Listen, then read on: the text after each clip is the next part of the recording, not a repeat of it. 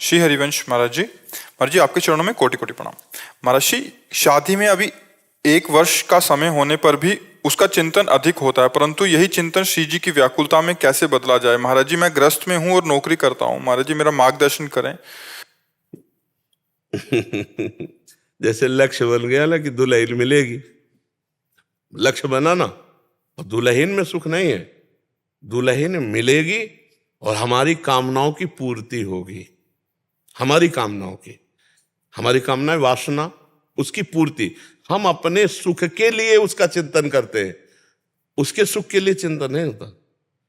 जो हमारी इंद्रियों की लालसा है, इंद्रिय जन भोगों की लालसा ने 1 वर्ष पहले से ही चिंतन घसीट लिया। 1 वर्ष क्या, पूरा जीवन सबका चला जाता है। आपका तो तय हो गया, जिनका नहीं तय हो गया वो लालसा में जीते हैं, आशा में जीते हैं कभी न कभी। और जब हमारी कामनाओं का विषय प्रभु हो जाएंगे तो सोचो, बिना प्रयास के चिंतन होता है नहीं, ऐसे बिना प्रयास के भगवत चिंतन होगा, जिसका लक्ष्य धर्म बन गया, भगवान बन गए। भगवान से मिलन की चाह वो अखंड चिंतन कराती है। अब वो पहले अन्य चाहें मिटे, तब भगवत चाह का स्वाद आता है। चाह मिटी, चिंता मिटी, मनुआ बेपरवाह, जाहि न चाही कबहु कछ तुम सन सहज सने, बसो निरंतर तासुर सो राउर निजगे। अब ये भगवत रुचि, भगवत चाह पैदा हो जाए। जैसे दुल्हन का संकल्प बनते ही पूरा मन आनंदित है कि धन्य होगी वो घड़ी जिस घड़ी पाणी ग्रहण होगा, धन्य होगी वो घड़ी जिस घड़ी हमारा मिलन होगा। ऐसे ही भक्त का हृदय होता है, वो उस घड़ी का इंतजार करता है जब प्रीतम मिले। वो आह भर करके रोता रहता है कि वो घड़ी कब आएगी जब हे नाथ आप हमसे मिलोगे, हे प्रभु हमसे मिलोगे। पर प्रभु मिलन की चाह तो पहले आ जाए, और ये चाह तब प्रकट होती जब अन्य चाहें सब मिट जाए, अन्य चाह सब मिट जाए। पूज्य श्री रघुनाथ दास गोस्वामी जी का पावन चरित्र पढ़ना कभी, जो राधा कुंड में जिनकी समाधि बनी है। बहुत बड़े घर के महापुरुष, जब देखा कि इनका चित्त तो भजन में, तो बहुत सुंदर कन्या से ब्याह कराया।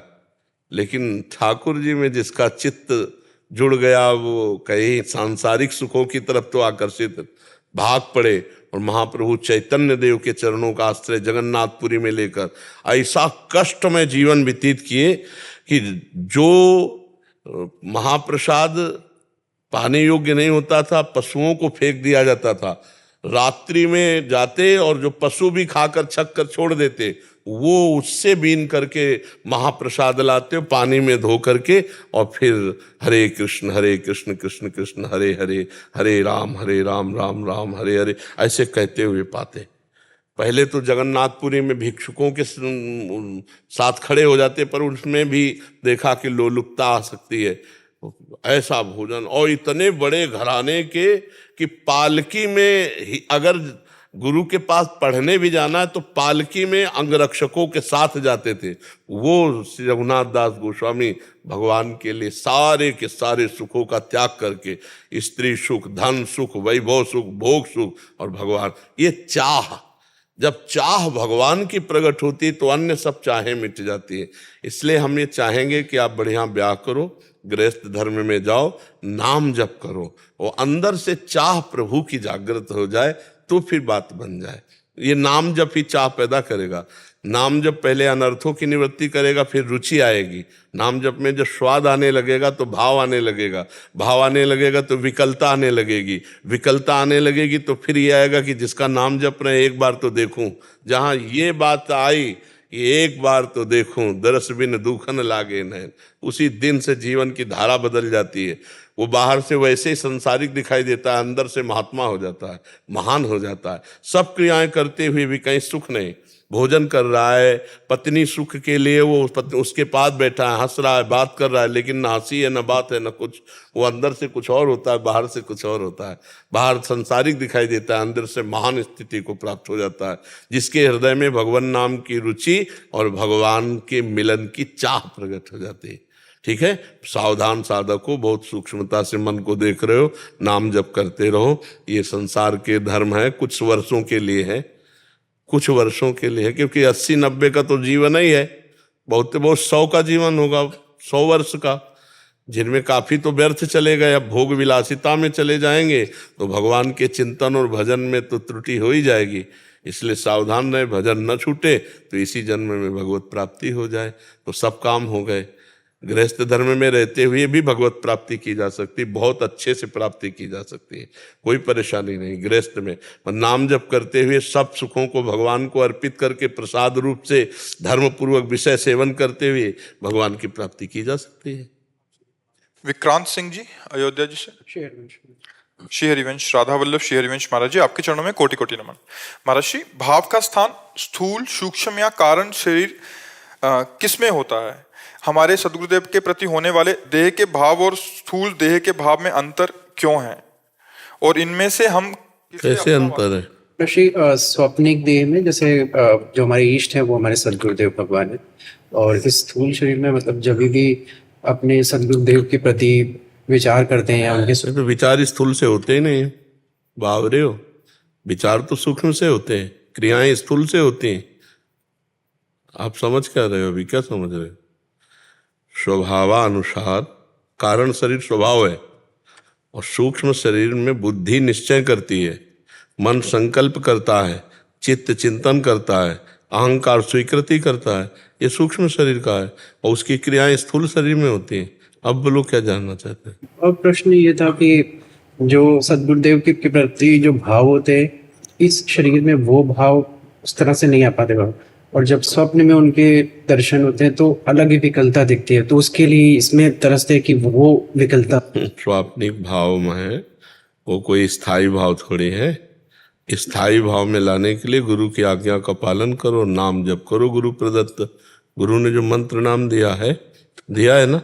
बाबा इष्ट ही हमारे सदगुरुदेव, बाबा इष्ट ही हमारे सदगुरुदेव हैं, आपके वचन को वचन मान के नहीं, हमें प्रगट सदगुरुदेव चाहिए जो हमको नाम दे, प्रगट सदगुरुदेव चाहिए जो हमको डांट लगावे, प्रगट सदगुरुदेव चाहिए जो हमको दुलार करे। अगर हमके अव्यक्त से हो जाता तो श्री कृष्ण तो अव्यक्त परमात्मा है, उन्होंने संदीपनी जी को क्यों गुरु बनाया?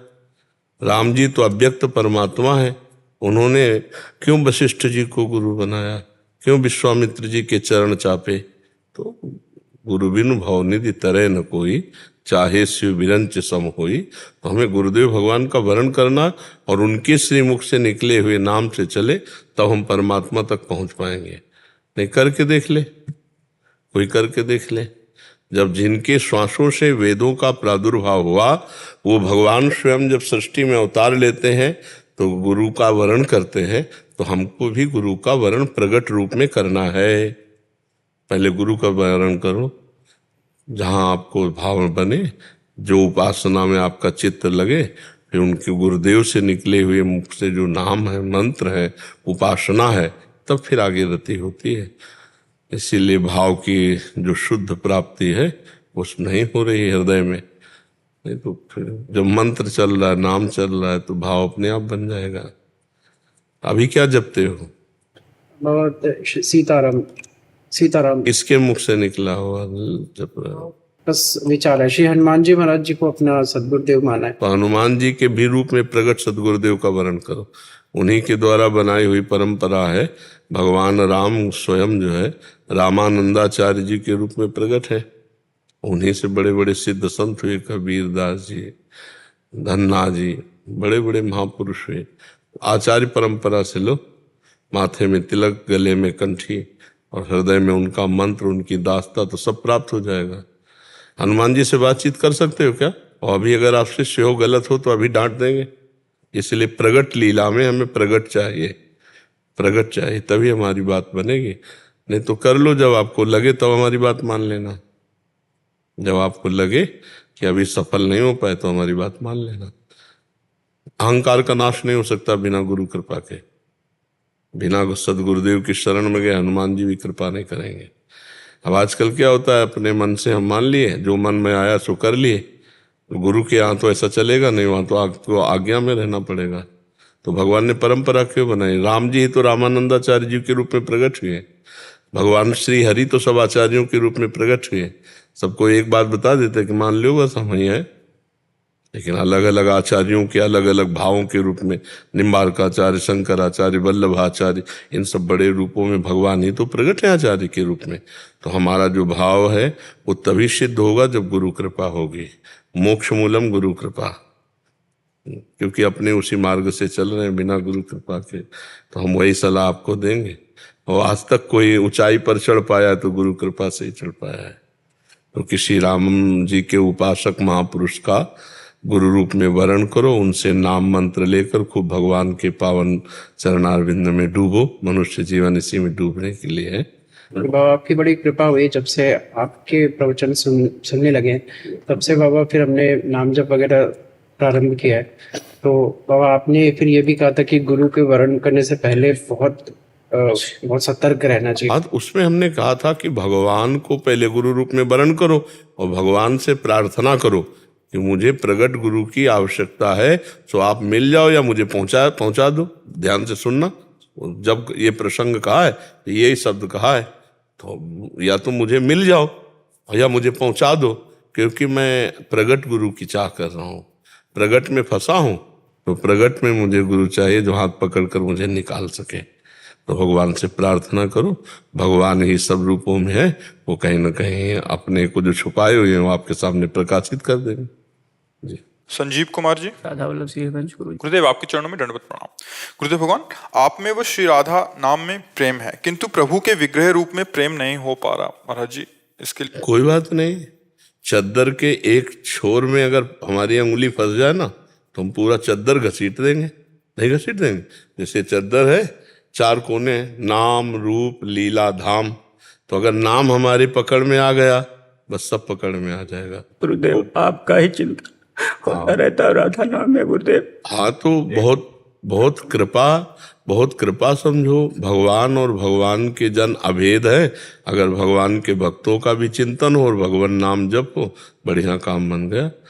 भजिबे को दो ही भले, कह हरि और कह हरिदास। या भगवान का प्रेमी महात्मा।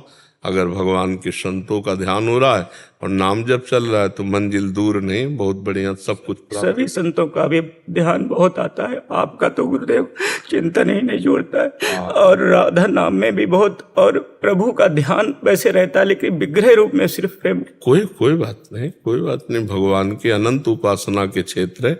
ये कहीं भी चित्त डूब जाए तो हमारा काम बन जाएगा। चिंतन प्रभु का हो, संसार का चिंतन छूटे, खास बात ये है। ये संसार का छूट गया गुरुदेव, बस आपका।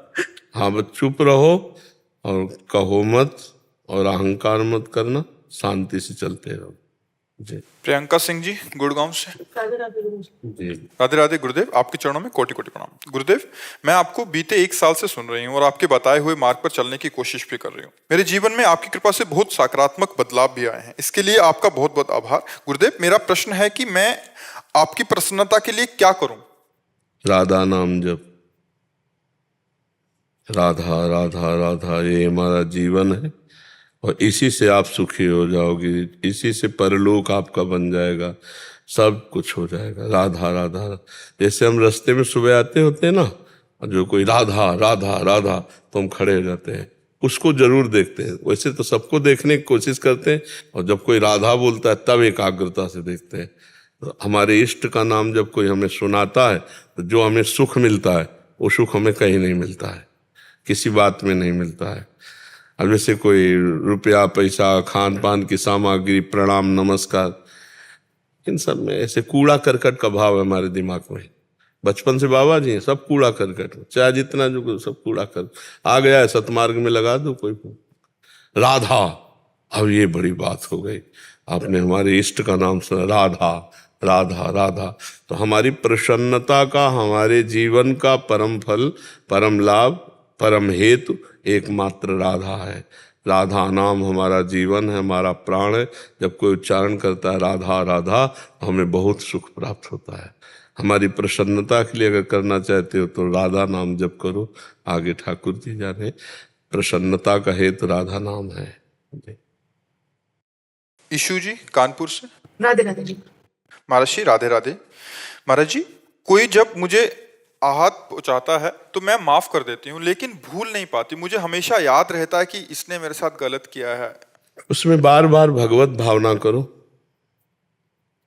जहां उसका चिंतन हो तो अंदर से प्रणाम करो, हे प्रभु आप इस रूप में हो, बिल्कुल खत्म हो जाएगा। प्रयोग करके देख लीजिए, जहां वो आदमी आवे तो आपका भजन बन जाएगा, हे प्रभु नाथ आप ही हो, मैं पहचान नहीं पा रही। आप कटु वचन कटु व्यवहार करके आप छुपना चाहते हो, प्रभु हो आप ही, आपकी दंडवत।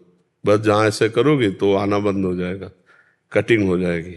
क्योंकि वो हृदय में जो जलन है ना, बार बार मन कहेगा प्रभु कैसे हो सकता है, दुष्टता की बात करता है, तो प्रभु हो सकता है नहीं, बस अपने को काटना है, माया चिंतन काटना है, तो भगवत चिंतन से माया चिंतन कटेगा। और कहो सो कहाँ जहाँ प्रभु नहीं, जब सब में भगवान है तो उस दुष्ट व्यवहार करने वाले में भी भगवान है। हरिवंश महाप्रभु हमारे कहते हैं, ये क्रूरा अपि पापिनो न च सताम संभाष्य दृश्याश्च ये सर्वान वस्तुतया निरीक्ष परम स्वाराध्य बुद्धिर्मम। जो क्रूर हैं, पापी हैं, देखने योग्य भी नहीं, संभाषण योग्य भी नहीं, उनमें भी मेरे आराध्य देव राधा वल्लभ लाल विराजमान है, ऐसी मेरी दृढ़ मति है। तो भगवान तो सर्वत्र है। तो जो हमको गाली दिया, कटुवचन बोला, हमारे को आहत किया, उसमें भी भगवान है। पहली बात तो हम उसका चिंतन ही न करें, पर अगर चिंतन होता है तो हम उसमें भगवत भाव कर ले तो बच जाएंगे, नहीं द्वेष हो जाएगा। उसका चिंतन करके हृदय जलेगा कि यार इसने ऐसा कहा, बड़ा दुष्ट है, ये उसका बुरा होना सोचा तो उसका बुरा होगा कि नहीं होगा, लेकिन आपका अभी बुरा हो गया, आपका मन मलिन हो गया, द्वेष युक्त हो गया, तो आपका बुरा हो गया। इसलिए अपने को बचाना है। अपने गाली देने वाले, निंदा करने वाले, अपने के प्रति दुख देने वाले को भी हम भगवत भाव से, और भगवान उसे संभाल लेंगे, भगवान संभाल लेते हैं। ये ना सोचे कि ये बढ़ता चला जाएगा फिर हमें दुख और देगा, नहीं, कदम पे रोक लेंगे भगवान। जिस दिन तुमने भगवान के प्रति समर्पित कर दिया उस दिन भगवान संभाल लेंगे, हमने देखा है। या फिर उसके हृदय से वो भाव हटा दिया तो वो इतना प्यार करने लगा कि जब दोस्त से भी ज्यादा प्यार करने लगा। तो हम अपनी बात भगवान को, भगवान सर्व सामर्थ्यशाली है। मर्जी उनमें भगवत भाव बार बार करते रहे, हाँ, क्योंकि बार बार मन में जैसे हमारे मन में बार बार उसकी झांकी आ रही और हमें द्वेष हो रहा है तो बार बार हे भगवान आप ही हो, तो बिल्कुल कट जाएगा, द्वेष नहीं रहेगा, वो भाव ठीक हो जाएगा। पर ये चूक ना हो, बार बार भगवत भाव हो।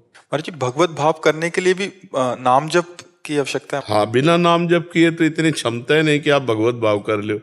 बिना भजन के भगवत भाव कर ही नहीं सकते हो, बिल्कुल नहीं कर सकते हो। ये भावना नहीं टिकेगी। जब नाम जप करोगे, भजन करोगे, अच्छे आचरण करोगे, तुम्हारा लक्ष्य परमार्थ है, भगवत अध्यात्म है, तभी आप ऐसा कर सकते हो। संसारी आदमी थोड़ी ऐसा कर सकता है, वो तो अध्यात्म मार्ग में चलने वाला कर सकता है। महाराज जी एक प्रश्न और, महाराज जी अभी आपने उत्तर दिया था कि गुरु की प्रसन्नता के लिए क्या करना चाहिए, आपका उत्तर था नाम जप सर्वोपरि उत्तर है। महाराज जी गुरुदेव की बहुत सारी आज्ञाएं होती हैं सदमार्ग पे चलने के लिए। राधा नाम हमने 2 मिनट तो आपको सुना दिया, राधा राधा राधा, आप प्रकट में प्रसन्न हो गए, बट आंतरिक प्रसन्नता गुरुदेव की कहाँ रहती है महाराज जी? राधा नाम में ही। हाँ, 2 मिनट वाला थोड़ी कि राधा नाम सुना दे। ये तो हमने बताया कि जैसे बाहर लोग खड़े रहते, तो हमारी प्रसन्नता, हमारा आकर्षण राधा नाम से होता है। तो गुरु की आज्ञा में सबसे बड़ी प्रसन्नता उनकी छिपी हुई है। अगर उनकी आज्ञा का हम पालन कर, देखो जब राधा नाम जपोगे तो और आज्ञाएं अपने आप पालन करने लगोगे कि खान पान शुद्ध होना चाहिए, आपके आचरण शुद्ध होने चाहिए, आपका व्यवहार सबके प्रति शुद्ध होना चाहिए। आप जब हमारा सत्संग सुनोगे तो हमारी हर बात तुम्हें प्रिय लगेगी और उसको धारण करना पड़ेगा। लेकिन हमारी प्रसन्नता कहे तो है निरंतर नाम जप, निरंतर भगवत आश्रित होना, भगवत चिंतन करना। और क्या, फल फूल दे दिए, खा पी लिया, शौच बन गया, रुपया दे दिए, जो काम चल रहा है व्यवहार का उस काम में लग गया, हमारे सुख का विषय थोड़ी बना। हमारे सुख का विषय तो भगवान नाम है। जितना नाम, अच्छा हमारे सुख का विषय हम नहीं है, हमारे सुख का विषय आप हो। जैसे कोई साधक कहता है कि हम तो बहुत गलत आचरण करते थे, 1 वर्ष से सत्संग सुना, सब छोड़ दिया, अब हमारे को बहुत अच्छा लगा, हमारा हृदय शीतल हो गया कि हमारा जो बोलना है वो सार्थक हो गया, हमारा जीना सार्थक हो गया। 4 लोग सुधर रहे हैं, 4 लोग सुखी हो रहे हैं, अच्छे मार्ग में चल रहे हैं, तो हमें सुख मिला, हमारा जीवन सुख हुआ। हमारा जीवन तभी सार्थक है जब हम कुछ लोगों को अपने जीवन की बात दे के जाएं, वो अच्छे आदमी बन जाए, वो स्वस्थ रहे, वो सुखी रहे, प्रसन्न रहे, तब तो हमारा संत वेश धारण करना सार्थक रहा। अवामी भजन करके भगवान को प्राप्त हो गए, किसी का कल्याण, किसी का मंगल नहीं हुआ तो एक अलग बात है, उसका वो खास बात नहीं। हमारे द्वारा यदि हजारों व्यक्ति सुधर जाते हैं, निमित्त तो हमें भगवान ने बना दिया, और हजारों सुधर जाते हैं तो हमारा जन्म लेना सार्थक हो गया, हमारा मनुष्य जन्म सार्थक हो गया, हमारा संत वेश सार्थक हो गया। तो जब हमारी सार्थकता होगी तो हमें सुख मिलेगा ना। तो हमारी सार्थकता आप लोगों से है, आप लोग अच्छे आचरण वाले, नाम जप करने वाले। तो ये पता चला कि भाई सत्संगी हैं ये लोग, ये साधारण मनुष्य नहीं है, ये साधु संग किए हुए हैं। तो साधारण पशुओं जैसा आचरण करे तो फिर बात नहीं। हमारी प्रसन्नता तब होगी पूर्ण रूप से जब हमारे देशवासी, हमारे भगवत अनुरागी, सत्य धर्म का पालन करने वाले, बड़े पवित्र। अब जब हम सुनते हैं कि आज अमुक जगह पर आई बहन बेटी के साथ ऐसा व्यवहार किया गया, अमुक आदमी भाई को मार दिया, अमुक आदमी माता पिता को मार पीट करके बाहर कर दिया घर से, तब लगता है यह धर्माचरण कैसे बंद हो।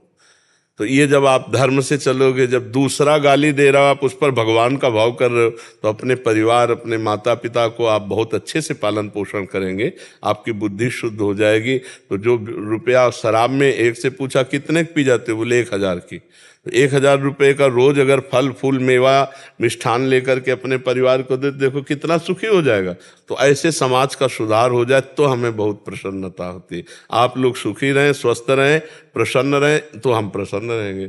जैसे बालक स्वस्थ है तो माता को अपने आप सुखी मिलता है, ऐसे ही संसार अगर बढ़िया पवित्र आचरण से चल रहा है तो सुख मिलता है, संतों को सुख मिलता है, भगवान को सुख मिलता है। महाराज जी इसमें एक और समाधान ये हो गया, जो संसार में, क्योंकि गुरु भी शिष्य की योग्यता के अनुसार उसको उपदेश देता है। महाराज जी हम विरक्तों का, आपने एक बार बोला था कि आपकी चित्त वृत्ति अगर प्रभु में लगी है, सब संसार का निरंतर जो आपका चिंतन हो रहा था उसको, सब वृत्ति को शमन करके केवल वृत्ति प्रभु में लगी है, तो हमें आंतरिक प्रसन्नता होगी कि ये हमारे जीवन की एक सफलता होगी। महाराज जी उनके लिए अलग एक उनकी सारा, हाँ, अब जब विरक्ति की बात आती है तो फिर वो बहुत बड़ी मंजिल है जिसमें भोग रहित जीवन व्यतीत करना है। गृहस्थी में क्या है कि भूख लगी तो भोजन मिल गया, काम सताया तो पत्नी है, मोह सताया तो बेटा है, लोभ सताया तो रुपया है, हर व्यवस्था है। लेकिन विरक्त के जीवन में ये सब नहीं है, वो एक बहुत कठिन जीवन है। और वो जब उस जीवन का निर्वाह करता है भगवान के चिंतन में लगा करके चित्त वृत्ति को, तो देखो एक तरह से ठेका ले लेते हैं अपने लोग। जैसे मान लो ये शरणागत जन है तो इनको उपदेश दे रहे हैं, लेकिन जो अपना जीवन पूरा समर्पित करके हमारे लिए जी रहा है, अब उसके लिए ठेका कि उसके भजन में भी कमी हो, उसके आचरण में कमी हो, तो भी उसे परम पद मिलेगा, क्योंकि उसने पूरा जीवन समर्पित कर दिया है। अगर कहीं चूक हो जाती है, कोई कमी रह जाती है, तो मेरी कमी होगी, इनकी कमी नहीं होगी। वो केवल आज्ञा पालन में तत्पर हैं, तो वो फिर एक अलग क्षेत्र हो जाता है। और ये प्रसन्नता का क्षेत्र होता है, उसमें प्रसन्नता से थोड़ी मतलब, उसमें ठेका है।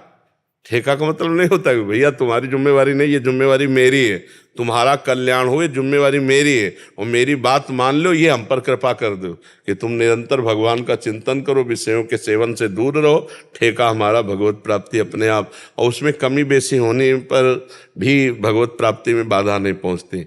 लेकिन आपका परिवार है, आप अभी अपनेपन में कुछ लिए हुए हैं, और ये अपनापन छोड़कर केवल हमारे हैं। न माँ, न बाप, न रिश्ता, न नाता, न भोग सामग्री, न घर, न मकान, ये केवल मेरे हैं। बस इस बात में इनके मेरेपन की पूर्ति के लिए ठेका इस बात का कि तुम्हें निश्चित भगवत प्राप्ति होगी। अब इसी तरह जैसे गृहस्थी में है कि पूरा परिवार समर्पित है, गुरुदेव की आज्ञा पे चल रहे, भजन परायण है, उनका भी ठेका है। ये थोड़ी कि विरक्त शिष्य जो पूर्ण समर्पित। अब जिनका अपना परिवार है, अपनी भोग सामग्री अपने भोग रहे, गुरु मान लिया, 2-4 माला जप लिए, ऐसा, तो उनको कहा जाता है कि हमारी प्रसन्नता के लिए आप अच्छे आचरण वाले बनो, आप ऐसे बनो, आपका कल्याण होगा। लेकिन जो पूरा समर्पित है उनके लिए भजन करके, तप करके उनको दिया जाता है कि उनके मन की शांति हो, उनके विकार शांत हो, और उनको भगवत प्राप्ति हो। महाराज जी भगवान का नाम और जैसे चिंतन है, तो ये गुणों के प्रभाव के अंतर्गत आता है, ये गुणातीत है। गुणातीत है। भगवान का नाम भगवान गुणातीत, भगवान का नाम गुणातीत, भगवान का धाम गुणातीत। महाराज जी, कभी कभी बहुत विकलता आती है अंदर से कि अब तो इतनी मुमुक्षा जागृत हो गई है कि इसकी जन्म में महाराज बिल्कुल बिल्कुल रोना ही आता है। तो ये गुणातीत है कि ये गुणों, क्योंकि अगले क्षण आधे घंटे 1 घंटे बाद देखेंगे। बच्चा, अभी अभी विकलता जो है वो सतोगुण जब वृत्ति आती है तब आती है। अभी गुणातीत वाली विकलता नहीं है, अभी गुणों के अंतर्गत ही है। पर भगवान का नाम गुणातीत है तो गुणातीत कर देगा। भगवान का रूप त्रिगुणातीत है तो वहां पहुंचा देगा। चिदानंद भगवान का स्वरूप है। ये केवल आप ही के चरणों की कृपा है कि 2 वर्ष हो गए, 2 वर्ष से आपका सत्संग और एकांतिक सुनते हुए। अब 1 माला से शुरू किए थे, आज 15 माला रोज करते हैं। बहुत सुंदर बच्चा, नई अवस्था है ना, पवित्र हृदय, पर गंदे आचरण मत करना तो और आगे बढ़ते चले जाओगे। एडवोकेट मनीष कुमार पांडे जी। राधे राधे गुरुदेव। गुरुदेव महाराज, ये भक्त व शिष्य लगभग 2 वर्ष से आपसे जुड़ा हुआ है, वह नाम जप करने का प्रयास कर रहा है, वो पूरी सात्विकता से जीवन जीता है। गुरुदेव भगवान, प्रश्न है कि क्या इस धरती का पर प्रतिक्षण जो घटित हो रहा है वो पूर्व निर्धारित है, और किसी के साथ यदि कोई आचरण हो रहा है सब पूर्व निर्धारित नहीं है। नहीं तो फिर क्रियमाण किसे कहते हैं? पूर्व निर्धारित को प्रारब्ध कहते हैं। पूर्व जो कर्मों का एक भंडार भरा है उसे संचित कर्म कहते हैं, और अभी जो हम कर रहे हैं उसे क्रियमाण कहते हैं। क्रियमाण माने नवीन कर्म। पशुओं के जीवन में पूर्ण निर्धारित है, मनुष्य जीवन नया कर्म कर सकता है। नए कर्म करते हैं तो उसका फल भोगना पड़ता है आगे चल करके, और विशेष अपराध बन जाए तो अभी से लागू हो जाएगा, अभी से दंड मिलने लगेगा। तो नवीन कर्म भी तो होते हैं, तो पूर्व निर्धारित ही हम सब नहीं मान सकते हैं। हमें छूट दी गई है कि आप पाप कर्म कर लो, पुण्य कर्म कर लो, भजन कर लो, बुरा कर लो, अच्छा कर लो। तो अगर वो पूर्व निर्धारित है तो फिर हम दंड के पात्र क्यों बने? लेकिन ऐसा नहीं है। शास्त्र भी आज्ञा करता है, अगर पूर्व निर्धारित ही कर्म सबके द्वारा होने हैं तो फिर शास्त्र आज्ञा क्यों करे? आज्ञा तो नवीन कर्म के लिए होती है ना भाई, कि सब प्रारब्ध के अधीन है, जैसा होना होगा वैसा हो जाएगा, तो फिर आज्ञा क्यों कि ऐसा करो ऐसा ना करो? वो नवीन कर्म के लिए है। ये मानव देह में नवीन कर्म होता है। वो केवल पूर्व जो निर्धारित भोगना है वो अन्य योनियों में है, पशुओं को है, पक्षियों को है, अन्य योनियों को है। मनुष्य योनि में नवीन कर्म करने का अधिकार है, और नवीन कर्म जब बिगड़ जाते हैं तब फिर वो ऐसे योनियों में पहुंच जाता है जहाँ पूर्व निर्धारित केवल उसे कर्म भोगने पड़ेंगे। जी। कोई अशुभ कार्य कर रहा है या किसी के अत्याचार कर रहा है या अनाचार कर रहा है और कोई उसे प्रताड़ित हो रहा है, तो क्या उसको प्रताड़ित होना ही था, उसके साथ अनाचार होना ही था? और नहीं, बचाया जा सकता था, विवेक के द्वारा बचाया जा सकता था। ये अज्ञान के द्वारा क्रिया हो रही है, तो अगर हम विवेक का प्रयोग कर ले तो बुरे प्रारब्ध से भी बचाया जा सकता है। अगर विवेक का प्रयोग किया जाए तो पूर्व प्रारब्ध से भी बचा जा सकता है। जो बहुत भयानक प्रारब्ध है वो तो फिर नष्ट ही कर देगा, लेकिन विवेक के द्वारा बचा जा सकता है। विवेक मनुष्य में ही तो है ना विवेक, अन्य जीवों में विवेक नहीं है, मनुष्य में विवेक है। अन्य जीवों में बुद्धि है, विवेक नहीं है। विवेक सत असत का निर्णय करने वाला ये केवल मनुष्य बुद्धिवान ही होता है। मेरा एक सवाल था कि अगर जैसे मेरे साथ कुछ हुआ तो कोई जरूरी नहीं कि मेरा शुभ कार्य ही उसी के लिए मैं जिम्मेदार हूँ, ना होने के बाद भी मेरे साथ कुछ या किसी भी इंसान के साथ कोई अशुभ कार्य या उसके साथ अत्याचार अनाचार हो सकता है, भले उसका प्रारब्ध न रहा हो। नहीं, अनाचार तो उसके साथ तभी होगा जब उसका पर्सनल कर्म होगा। ऐसे नहीं हो सकता, ऐसे अनाचार नहीं हो सकता। वो निजकृत कर्म भोग सुन व्राता, को न काहू के सुख दुख कर दाता, रामचरितमानस। और गीता जी, अवश्य में भोक्तव्यम कृतम कर्म शुभाशुभम। अब अगर हमारा अशुभ कर्म आपके हाथ से पवित्र होना है तो फिर 2-4 थप्पड़ पड़ेंगे। अब इसके प्रारब्ध को बचाया जा सकता है, वही हमने आपको बताया कि उसको प्रारब्ध विवेक के द्वारा बचाया, अति दैन्य होकर के प्रियता पूर्वक तो बचाया जा सकता है प्रारब्ध को, लेकिन भयंकर प्रारब्ध को भोगना पड़ेगा। वही हमने जो आपको बताया ना। पर नवीन कर्म हमारे द्वारा कोई घटना घटती है जिसमें हमारी इच्छा और वासना होती है, और एक घटना घटती कि बिल्कुल हमारी चाहत नहीं है, जैसे अचानक किसी का मर जाना हमारे पैर से दब करके, या हम बहुत सावधानी से गाड़ी चला रहे हैं, अचानक कोई घटना घटी और हम उससे प्रभावित हो गए, तत्काल कोई घटना घट जाती, उसमें हम कहीं नहीं थे, वो प्रारब्ध भोग था, पर वो प्रारब्ध भोग है, अब हमें भोगना पड़ेगा। तो कुछ ऐसे नवीन कर्म का जो पहचान होती है वो इच्छा और वासना से होती है, समझना हमारी बात। और जो पूर्व प्रारब्ध कर्म का होता है वो अनिश्चित होता है, उसमें हमारी इच्छा वासना कर्म अभी का कुछ नहीं, वो अनिश्चित है। ऐसा जैसे एक व्यक्ति है और उसको निर्दोष है बिल्कुल 100%, और उसे फंसाया गया और आपको भी पता नहीं है कि वो निर्दोष है, और आपने वकालत में सिद्ध कर दिया वो दोषी है और उसको सजा भी हो गई। अब वो कह सकता है कि हम कसम से कहते हैं कि बिल्कुल निर्दोष है, तो वो निर्दोष नहीं है। उसका वो पाप जो गुप्त पाप रहा, उसने ना तो प्रायश्चित किया और ना उसको दंड मिला।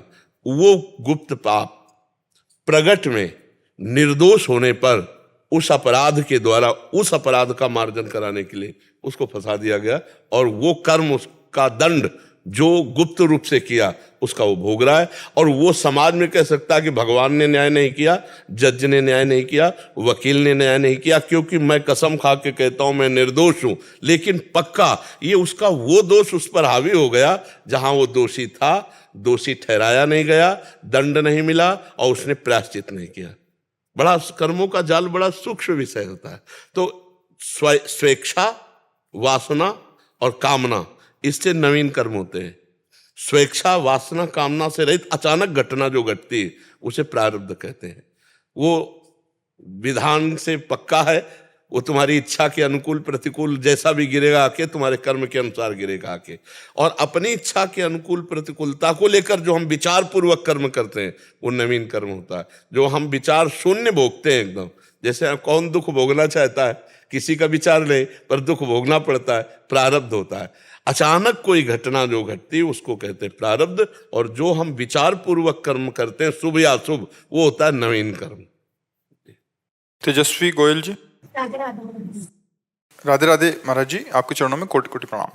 गुरुदेव, आपकी कृपा से सत्मार्ग पर चलने की आपकी ही दी हुई सामर्थ्य के अनुसार चलने का प्रयास कर रहे हैं। महाराज जी, अब ये संसार काटने को दौड़ता है, हर समय बस यही लगा रहता है कि ये सब झूठा है, किंतु मन में जो भाव रहता है वो आचरण में ठीक प्रकार से उतर नहीं पाता। आपकी कृपा से शरणागति प्राप्त हुए 4 महीने हो गए, कृपया मार्गदर्शन करें कि मैं अपनी कमियों को कैसे सुधारूं। जितना नाम जप करोगे, जितना मंत्र जप करोगे, उतना ही आप में अध्यात्म बल आएगा, और अध्यात्म बल जितना आएगा उतने ही हम विकारों को हटा सकेंगे, और जितना निर्विकार होते जाएंगे उतने ही आनंद की अनुभूति होती जाएगी। संसार काटने को नहीं दौड़ता, अरुचि हो रही है, ये अच्छी बात है, लेकिन यही संसार भगवान का स्वरूप भी है। तो अगर हमारे पति हैं, हमारे पुत्र हैं, हमारे परिवार हैं, जो भी रिश्ते नाते संबंध, सबका हमको यथा योग्य पालन करना है। अगर हम भजन का ऐसा समझें कि जो भजन करने वाला है वो ऐसी अरुचि को प्राप्त हो जाता है कि संसार के काम लायक नहीं रहता, तो संसार में फिर कोई भजन करेगा ही नहीं। और आप देखो, मान लो आप कह रही हैं कि 4 महीने से भजन में लगे, तो आपको ऐसी रुचि है, तो अपने लोग जो बचपन से लगे तब तो संसार में रहना ही नहीं चाहिए, लेकिन हमें संसार की सेवा बताई गई, नहीं बताई गई। सुबह से हम 2 बजे उतर पड़ते हैं रोड में, 2 बजे आ जाते हैं रोड में, और तब से लेकर अब तक हम इन्हीं के बीच में हैं। तो हम इनको संसार ना मानकर भगवान का स्वरूप मानते हैं। मेरे भगवान इतने रूपों में आकर के हमसे प्रवचन करवाते हैं, हमसे प्रश्न उत्तर करवाते हैं, सदैव अपने में लगाए रखते हैं। ये भगवान की बड़ी कृपा है कि वो श्रोता बनकर, प्रश्नकर्ता बनकर हमारे हृदय को सदैव अपने में लगाए रहते हैं।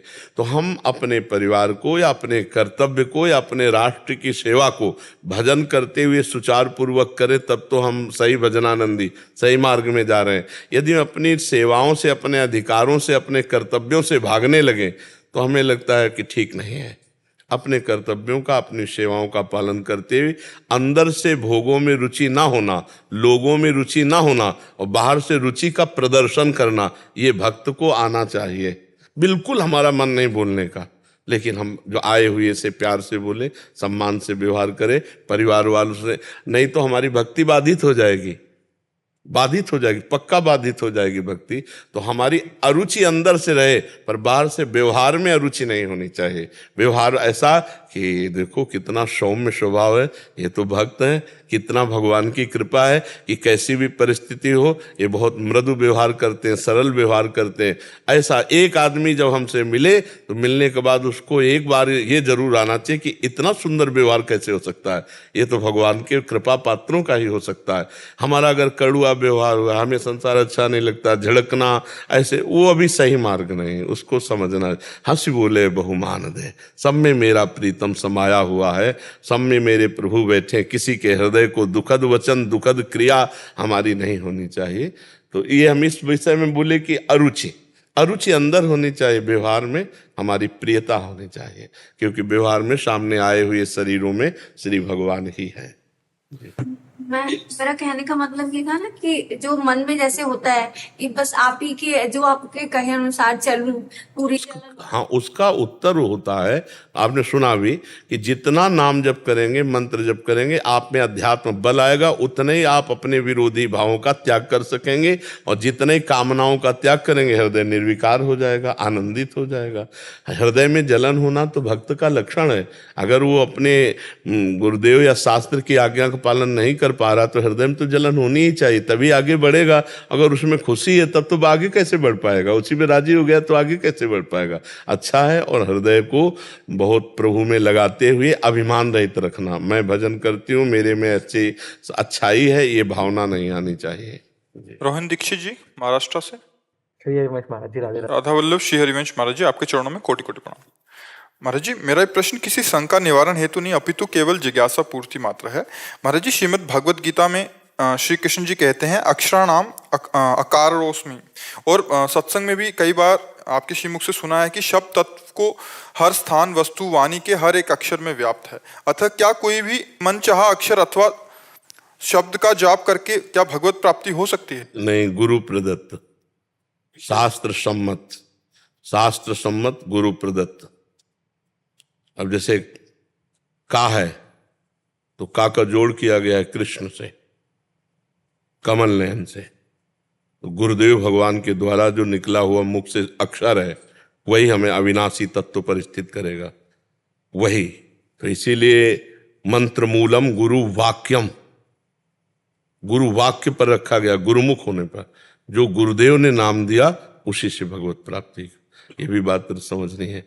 तो अब जैसे हम राम जपे, हमें गुरुदेव ने नहीं दिया, पर किसी गुरु ने तो बोला है राम, कृष्ण बोले, किसी महापुरुष ने बोला ना, राधा किसी महापुरुष ने। तो अगर हम राधा राधा राधा जपते हैं तो वो गुरुमुख है, वो आचार्यों द्वारा जपा गया है, वो महापुरुषों द्वारा कहा गया है। तो हमें उन महापुरुषों का कृपा प्रसाद प्राप्त होगा और कोई न कोई प्रगट में सदगुरु प्राप्त हो जाएगा। हर अक्षर में ब्रह्म विराजमान है, पर जब गुरुदेव, मंत्र मूलम गुरु वाक्यम, मंत्र का मूल है जो गुरुदेव के मुख से निकला हुआ जो नाम मंत्र है, वो हमें भगवदाकार वृत्ति प्रदान करता है। नहीं तो सब अक्षर ब्रह्म है और सब कोई बोलता ही रहता है, तो सबको भगवत प्राप्ति हो जाए, क्योंकि सब अक्षर ब्रह्म है। तो दिन भर बातचीत तो होती ही रहती है ना, बात समझ रहे हो ना। कोई कितने ऐसे शब्द, राम में भी रा है और रावण में भी रा है, राक्षस में भी रा है, रात में भी रा है, तो बहुत से पर सब रा बोलने से थोड़ी भगवत प्राप्ति हो जाएगी। राधा में भी रा है, तो जब गुरुदेव बोले कि राधा, अब जीवन की बात आ गई। धिक्कार में भी धा है, धारा में भी धा है। तो धा देखो तो लाखों शब्दों में धा है नहीं? वही हमारे आराध्य देव हो गए अक्षर जो गुरुदेव ने हमें दे। मंत्र मूलम गुरु वाक्यम महावाक्यार्थस्य वितारिताम, जो महापुरुषों ने वचन बोले वही हमारे विचार नहीं। शब्द में तो सब में भगवान है। तो रात दिन लोग प्रपंच की बातें करते रहते हैं, तो शब्द तो होते ही है ना, तो उनको पुण्य मिल जाना चाहिए पाठ करने का, क्योंकि हर अक्षर में ब्रह्म है। लेकिन जब शास्त्र का पाठ करते तो उससे सुकृत मिलता है, जब गुरु प्रदत्त नाम जप करते तो उससे भगवत प्राप्ति होती है। समझ पाया? तो गुरुदेव आपके श्रीमुख से नाम मिल, हम तो चिल्लाते रहते राधा राधा राधा, और जिसको जो नाम गुरुदेव के द्वारा, बहुत से नाम है, हम रामकृष्ण हरि भी बोलते हैं, राम बोलो कृष्ण बोलो हरि बोलो, जो नाम प्रिय लगे वो नाम हम खूब जप करें तो उसी से मंगल हो जाएगा। नाम में प्रियता हो जाए, बस बात बन जाएगी। रामकृष्ण हरि, जो नाम राधा राधा राधा, जो नाम प्रिय हो, खूब नाम जप करो। मेजर पीयूष जी। राधे राधे राधे महाराज जी। महाराज जी, मैं निष्काम होकर अपने कर्म करना चाहता हूँ, बहुत कोशिश भी करता हूँ कि फल की आशा ना करूं। जब तक देह है, देह भाव है, तब तक निष्काम होना केवल बातों की बात नहीं है, निष्काम नहीं हो सकते। जब तक देह भाव है, जब तक ये समर्पित नहीं होगा भगवान में, तो ये कामना का पुंज है, कामना होती रहेगी। कभी रोग आएगा, कभी शोक आएगा, कभी सुख आएगा, कभी दुख आएगा, हमारे अंदर कामना होती रहेगी। उस कामना को रोकना है तो निरंतर भजन और भगवान में समर्पण, तन मन प्राण समर्पित कर दिए। जैसे ये मकान अगर हम किसी के नाम कर दें तो हम आज से निश्चिंत हो जाएंगे ना, भैया वो तो हमने, या दान में दे दे या बेच दे तो हम आज से निश्चिंत हो जाएंगे। जब तक ये हमारा है तब तक इसकी देख रेख, बिजली का बिल, सब कुछ हमको देना पड़ेगा। ऐसे ही जब तक शरीर में मैं भाव है तो कामनाएं बनी ही रहेंगी, कामनाएं नष्ट नहीं हो सकती। जब शरीर को हम भगवान को समर्पित कर दें या ज्ञान के द्वारा इसका संबंध त्याग दे तो निष्काम हो सकता है, नहीं तो इसमें कामनाएं बनी ही रहती हैं। शरीर को लेकर कोई निष्काम नहीं हो सकता और स्वरूप को लेकर कोई सकामी नहीं हो सकता। अब स्वरूप का ज्ञान है नहीं और शरीर में भाव है तो समर्पण की तरफ चलो। हर कर्म भगवान को समर्पित करो, नाम जप करो और कोई भी पाप कर्म ना होने वाले, जितने पाप कर्म तो कोई होने वाला नहीं शरीर से, ऐसा निश्चय करो। आज से हमसे कोई पाप कर्म होने वाला नहीं। आगे चल के देखना निष्कामता आने लगेगी। पाप कर्म बिल्कुल नहीं होना चाहिए। पाप कर्म वही जो जानते हो सब पाप कर्म। ऐसा नहीं कोई कह सकता कि मैं पाप कर्म नहीं जानता, क्योंकि जो ही आप पाप कर्म करने चलोगे तो अंदर से आएगा गलत है, ना करो। वो परमात्मा सबको संबोधन करता है। अगर वो बात मान लो और पाप कर्म का त्याग कर दो और हर कर्म भगवान को समर्पित करो और नाम जप करो तो अभी निष्कामता आगे आने लगेगी। आप देखोगे आपकी इच्छाएं शांत होने लगेंगी। जब कोई इच्छा नहीं रह जाती तभी तो निष्कामता होती है। जब तक इच्छाएं हैं तो वही तो कामना है। ना इच्छा हृदय में स्फुरित हो तो अभी ब्रह्मानंद का स्रोत फूट पड़े अंदर से। अंदर एक स्रोत है, परमानंद, ब्रह्मानंद, भगवदानंद, जिनको प्राप्त होकर के महात्मा जन परमानंद में मगन रहते हैं। अभी तो विषयानंद में, भोगानंद में जो स्रोत नहीं है, छोटे छोटे कुंड हैं। ये तो आनंद समुद्र, जो आनंद सिंधु सुख राशि, इनसे संबंध जब होगा तब स्रोत आनंद का। वो खड़ा है, बैठा है, चल रहा है, उठ रहा है, खा रहा है, पी रहा है, हर चेष्टाएं हो रही, पर वो आनंद स्वरूप भगवान में, इसलिए कोई इच्छा नहीं रहती। जब अंदर आनंद है तो इच्छा नहीं। जिसमें एक समाधान चाहिए था। जैसे अभी हम विरक्त मार्ग में चल रहे हैं, हम इस सूत्र से चलें तो महाराज जी जैसे गृहस्थ में हैं तो बच्चे हैं, बीवी हैं, मतलब आगे की प्लानिंग है, घर बनाना है, मकान बनाना है, तो इसमें जो इच्छाएं उठेंगी उसको कौन। हमें ये बताओ, मध्य प्रदेश के किसी एक गांव में क्या हो रहा है, आपको क्या मतलब है? नहीं, क्योंकि इससे आपका परिचय नहीं है। आपके घर में क्या हो रहा है ये आपका परिचय का विषय है।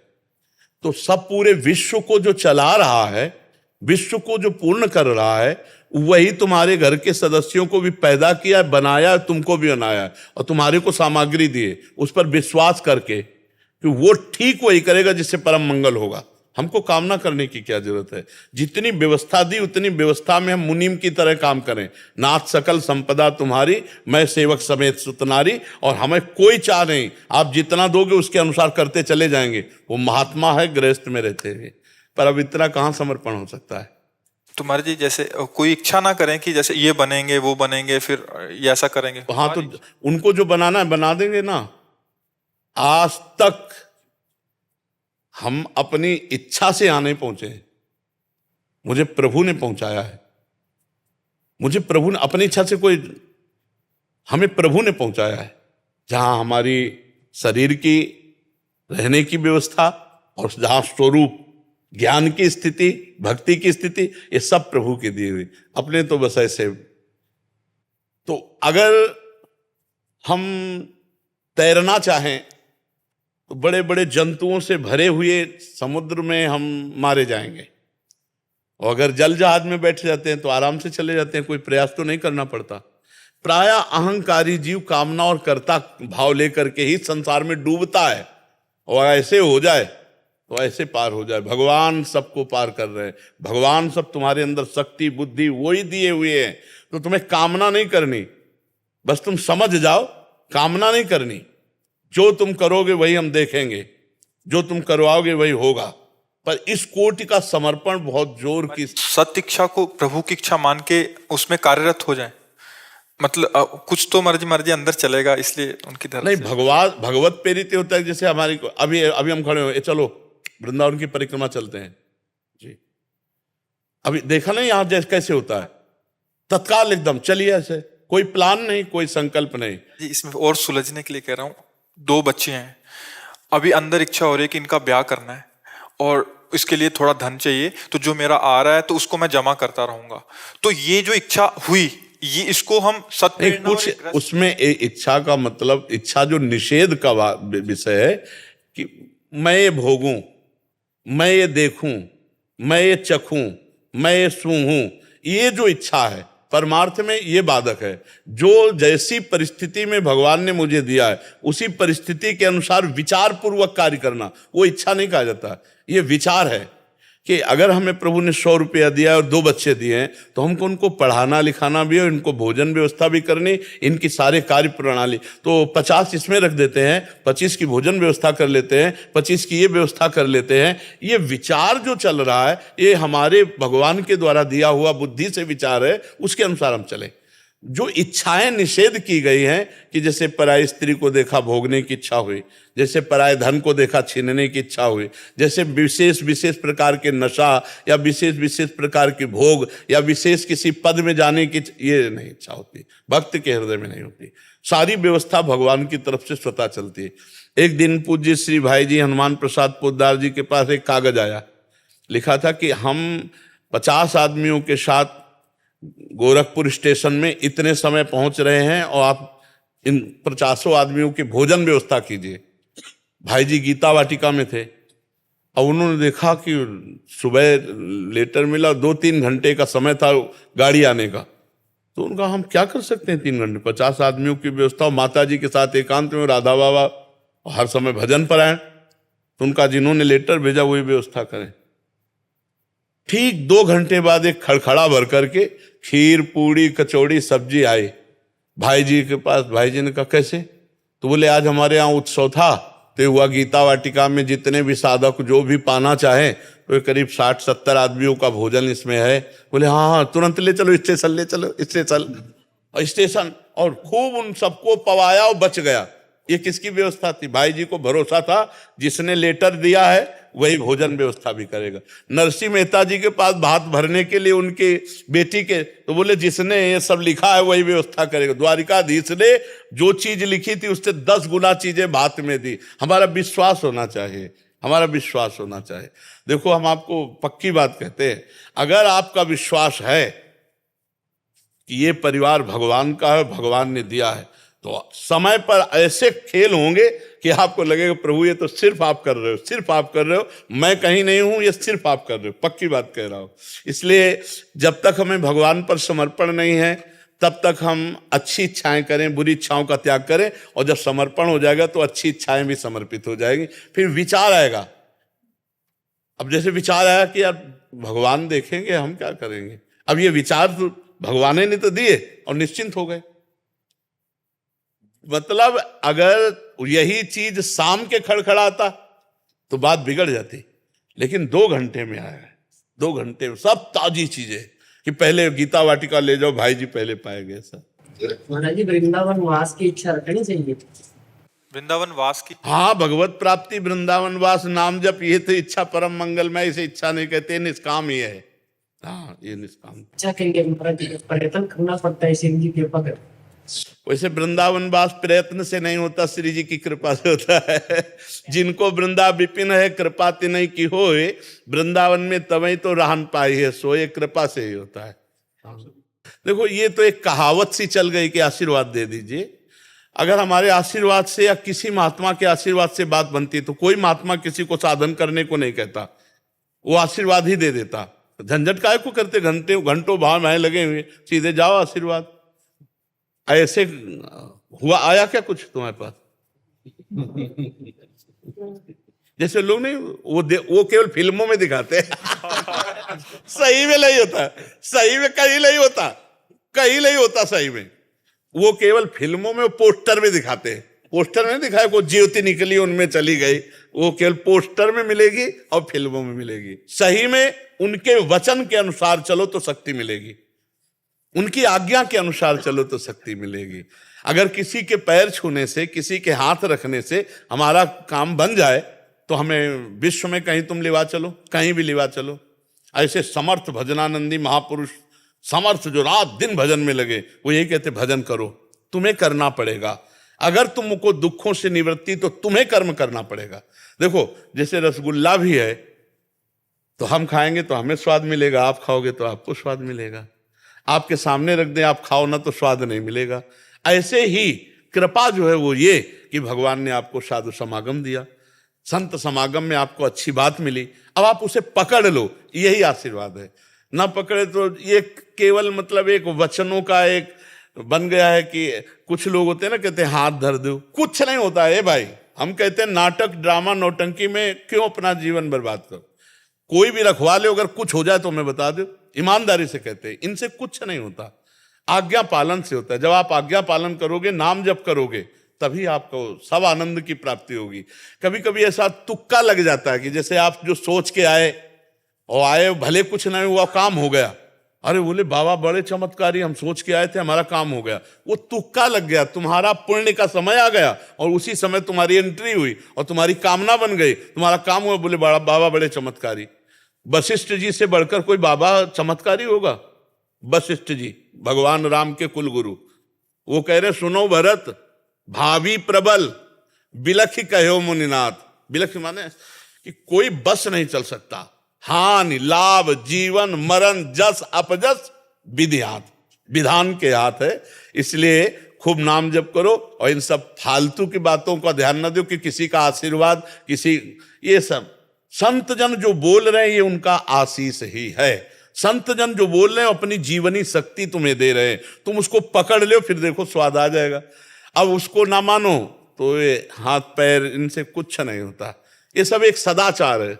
सदाचार माने एक व्यवहार है, सामने गए प्रणाम किया, साष्टांग लौट गए, चरण छू लिए, उन्होंने हाथ रख दिया, एक सदाचार है। लेकिन इससे कोई हमें आध्यात्मिक शक्ति प्राप्त नहीं होगी। आध्यात्मिक शक्ति उनकी आज्ञा का पालन करने से हो। आज्ञा सम सुसाहिब सेवा, जो आज्ञा का पालन करे अपने आप कृपा होती चली जाएगी। ऐसा होने लगे ना तो भगवान सुषेण वैद्य को न बुलाकर झाड़ फूंक वाले को बुलाते, जब लक्ष्मण जी को वीरघातिनी लगी थी। दशरथ जी को भगवान बचवा लेते ना, लेकिन भगवान पुत्र हैं, जो होना है वही होता है। इसलिए भ्रम में न रहो, किसी के आशीर्वाद की जरूरत आपको नहीं। आप राम राम कृष्ण कृष्ण जपो, आपका आशीर्वाद अपने आप घेर लेगा। अब देखो फिर हम आपको समझा रहे, दत्तात्रेय जी सिद्ध भगवान के अवतार, अवधूत शिरोमणि, नाम सुना है? दत्तात्रेय जी, और 1000 भुजाएं उसको प्राप्त हुई, शास्त्राबाहु अर्जुन, और दत्तात्रेय जी को प्रसन्न कर लिया, बड़ी सिद्धियां प्राप्त की। 88,000 वर्ष तक जवान रहकर भोग भोगा, और ऐश्वर्य तो मारा घूमता था। नर्मदा में ऐसे करके खड़ा हो जाता तो उल्टी नर्मदा बह उठती, उसका वैभव ऐसा। लेकिन अहंकार इतना बढ़ गया कि जमदग्नि जी का अपराध कर दिया, तो भगवान परशुराम ने काट के पूरे वंश को फेंक दिया। महात्मा की कृपा थी, सिद्धियां प्राप्त हुई, लेकिन भजन नहीं हुआ, बुद्धि सत्संग के द्वारा आज्ञा नहीं पालन की। तो एक रूप में दत्तात्रेय रूप से कृपा की, तो भगवान के अवतार परशुराम जी हैं, वही अवतार लेकर के उनका विलास कर दिए। तो हमें चाहिए कि हम अपनी बुद्धि को शुद्ध करके सतमार्ग में चलाएं, इससे बढ़कर कोई कृपा नहीं। और भगवान की जिस पर कृपा होती है उस पर सबकी कृपा होती है। जहां पर कृपा राम की हुई ता पर कृपा करे सब कोई। बिल्कुल अच्छे आदमी बनो, किसी के बुरे आचरणों में ना सहयोग दो, ना बुरा आचरण करो, और नाम जप करो। अगर चारों तरफ से कृपा ना हो तो हमें बता देना, आनंद ही आनंद रहेगा। और ये तो एक व्यवहार मात्र है कि संतों से कहा जाता है कि आप हम पर कृपा कर दो, आप हमारे ऊपर हाथ रख दो, ये सब व्यवहार मात्र है। खूब इसीलिए बचपन से इस मार्ग में है, कहीं भी जहां सब देखा, कहीं भी कुछ नहीं, आपको करना होगा। अपने कल्याण के लिए आपको तपना होगा, आपको जलना होगा। जो आपको बता रहा है वो ड्रामा है। अगर कोई कह रहा है ना, अगर पैसे से हमारे पाप नष्ट होते हो, हमारा मंगल हो जाए, तो ये करोड़पति अरबपति जो खूब धनपति हैं, ये कभी मरे ना, ये कभी इनको बुखार ना आवे, जलते हैं अंदर।